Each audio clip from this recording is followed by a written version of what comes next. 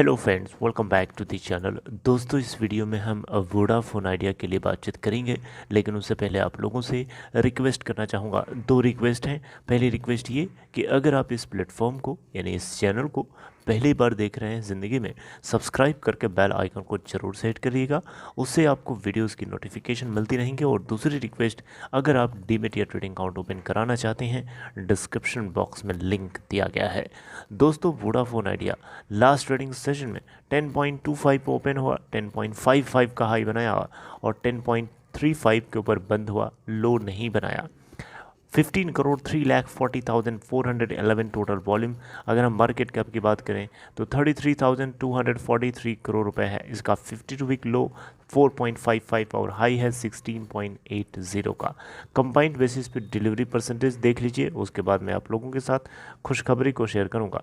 5 अप्रैल 2022 को total 24 crore 32,84,110 quantities की trading करी गई, जिसमें से 9,45,80,440 क्वांटिटीज़ की टोटल डिलीवरी उठाई गई, यानी परसेंटेज ऑफ डिलीवरी 38.9%। आप देख सकते हैं परसेंटेज ऑफ डिलीवरी पिछले कुछ ट्रेडिंग सेशन से हमें लगभग 40% के आसपास दिखाई दे रही है, जो कि बुरा नहीं है।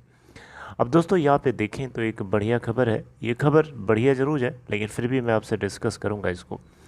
Vodafone idea has offered highest 4G download upload speeds in early 2020। Open signal की तरफ से जो डेटा शेयर किया गया, उसको टेलीकॉम टॉक की तरफ से अपलोड किया गया है, पोस्ट किया गया है। इस आर्टिकल में जो जो मेंशन है वो मैं आप लोगों तक बताना ज़रूरी समझता हूँ। देखिए, सोर्स ऑफ इन्फॉर्मेशन भी आपको पता होना चाहिए।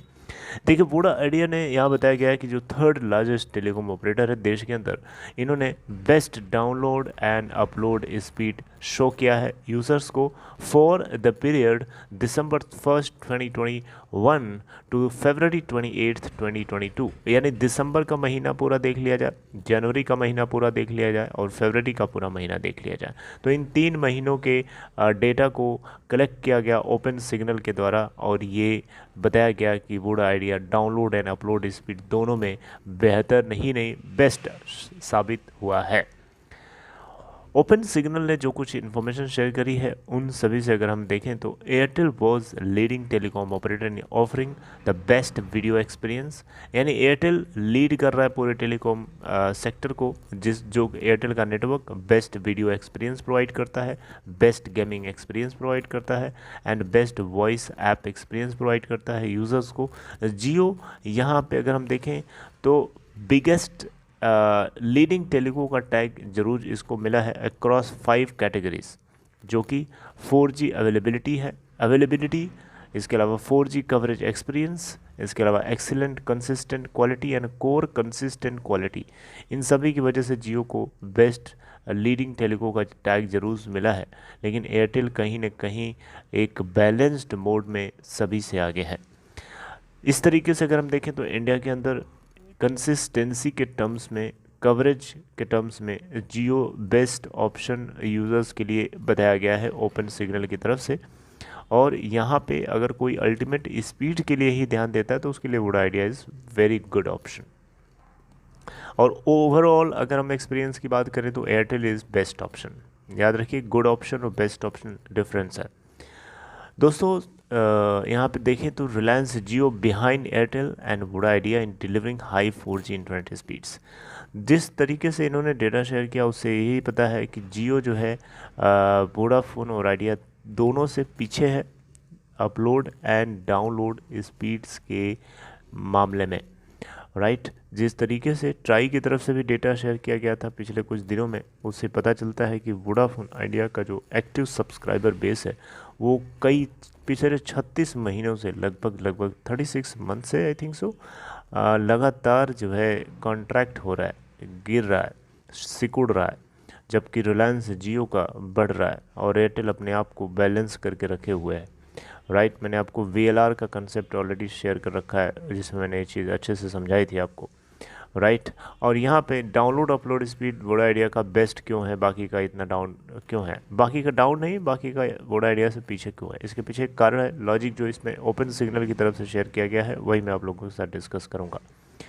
देखिए यहाँ पे बताया गया है कि वोडाफोन आइडिया के नंबर ऑफ़ यूज़र्स बाकी के मुकाबले काफ़ी कम हो चुके हैं, जबकि बाकी लोगों में क्या है, देखिए सोर्स ऑफ नेटवर्क ये है, ठीक। और इसके अब यूज़र्स अगर बढ़ेंगे तो ऑब्वियसली यूज़र्स बढ़ेंगे तो पर पर्सन या पर यूज़र जो अटेंशन है नेटवर्क का वो गिर जाएगा, जिसकी वजह से स्पीड इनकी गिरेगी। तो जियो के साथ यही है और एयरटेल के साथ भी ऑलमोस्ट वही है, क्योंकि एयरटेल के पास भी सेम सिचुएशन है, उसके बाद भी सब्सक्राइबर बेस कम थोड़े हैं। लेकिन वहीं वोडा आइडिया के केस में क्या है कि source of information, source of जो सोर्स है, सोर्स कांस्टेंट है, सोर्स इतना ही है, लेकिन यहाँ पे नंबर ऑफ़ यूज़र्स अगर कम होंगे तो डेफिनेटली पर यूज़र जो है शेयर जो है उस नेटवर्क का काफ़ी ज़्यादा होगा, जिसकी वजह से उसकी स्पीड बढ़िया रहेगी।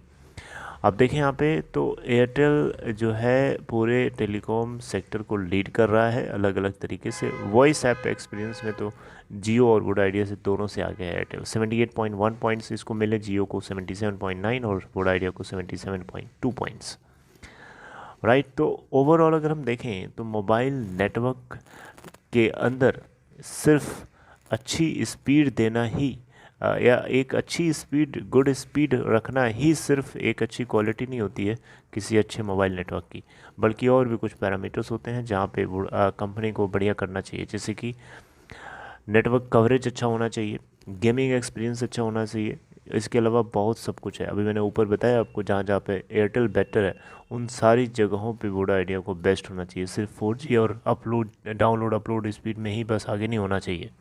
नेटवर्क कवरेज अच्छा होना चाहिए, गेमिंग एक्सपीरियंस अच्छा होना चाहिए, वॉइस आपकी बहुत अच्छी होनी चाहिए, क्लियरेंस होना चाहिए। इस तरीके से जितने पैरामीटर्स पे एयरटेल आगे है उन सारे पैरामीटर्स पे भी वोडा आइडिया को आगे होना चाहिए, पीछे नहीं रहना चाहिए।